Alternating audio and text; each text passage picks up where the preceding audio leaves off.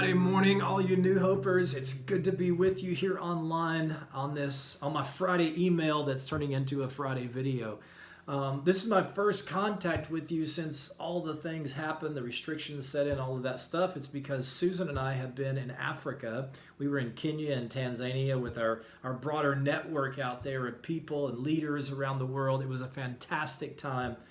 Great time. And we came back to honestly what feels a little bit like the Twilight Zone. We stepped back into restrictions and coronavirus and all these limitations and all these things going on. And many have called this an unprecedented time in our history. And it's true that it may be unprecedented in your lifetime or my lifetime. That may very well be true. But just to put it in perspective a little bit, this is not an unprecedented time in history. Throughout history, there have been times where there have been diseases that have run rampant. There have been economic depressions. There have been government restrictions that take place. And so this is not unprecedented in the history of the world. And the really good news is that historically, when these kind of seasons have happened, the Church of Jesus has historically responded quite well. It's been honestly quite amazing how well the church has responded, and we're going to respond well. Martin Luther went through a time like this where there was a plague back in the 1500s, and here's what he said. He said, some people are too panicky, and some are too nonchalant. If some are too panicky and desert their neighbor in their plight, and some are so foolish as to not take precautions and aggravate the disease, then the devil has a heyday and many will die. On both counts, he says, this is a grievous offense to both God and man. So we want to be practical and prayerful. We want to be people of faith and wisdom, and those work together beautifully for us when we live in that balance. So we need to be operating full of faith and full of wisdom. And here's the good news. We have some ways for us to move forward as a New Hope family. Now, things are changing. They already have changed. We're not doing on-site services on Sunday morning where we're all in person together right now. That's temporary, but that's what we're doing right now because of the government restrictions. But we are going to continue to reach our community. We care about you deeply. We care about this community so much. So here are 5 things that we're doing moving forward. Number 1, Sunday online services. We are going to be here for you. We're going to have worship. We're going to be able to worship online together. We're going to have a message every week that's going to bring life and hope, and I hope joy to you and perspective about what's going on. Number 2, we're going to have daily devotionals and or videos from some of our staff and elders to encourage you and keep you focused on the goodness of God. One of the problems that we run into in seasons like this is we get so focused on the issues, so focused on the problems, so focused on what's going wrong that we lose sight of the goodness of God. And I think God wants to refocus us off of all the stuff and refocus us on who He is and who He's called us to be in this season. Number three, prayer. We're already, as a staff and elder team, we are praying ferociously for you guys. We're absolutely lifting our community up, lifting our world up, lifting our nation up, lifting our government, lifting our government leaders up, and praying for wisdom for them and praying for God's provision for you.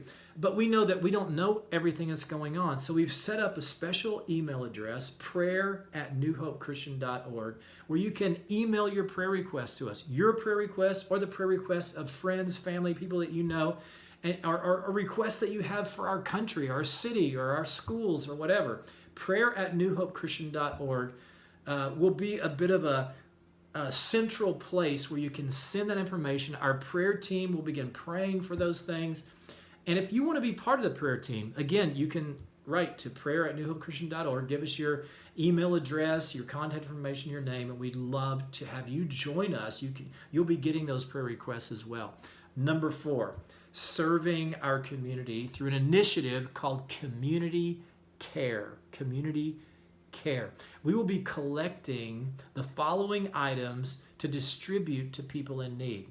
Now, there's all kinds of initiatives going on.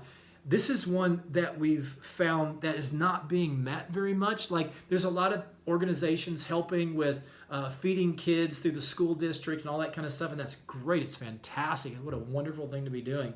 But we're finding there are people, maybe older people, or maybe people at risk, or maybe moms who are at home. They can't leave home because they've got kids there, or whatever the situation is. People who have needs.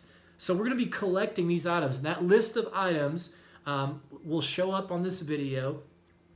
You can see those there. And if you need to pause it so you get them all written down.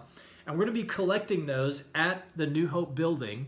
And if no one's there, there's a box. There's going to be a box out in front on the patio. And you can drop those items off. We'll be picking those up a couple of times a day. And if you want to be a part of helping us to put those packages together and distribute those to people in need, again, you can write to prayer@newhopechristian.org. Tell us, hey, I want to be a part of the community care initiative, and we will make you a part of that and let you know when we need to deliver things and what's going on. Also, if you know of people who need some of these things, again, prayer@newhopechristian.org. You can email that address and let us know about needs in the community. Number five, life groups. Life groups are going to continue. Now, they're going to be different moving forward for a little while.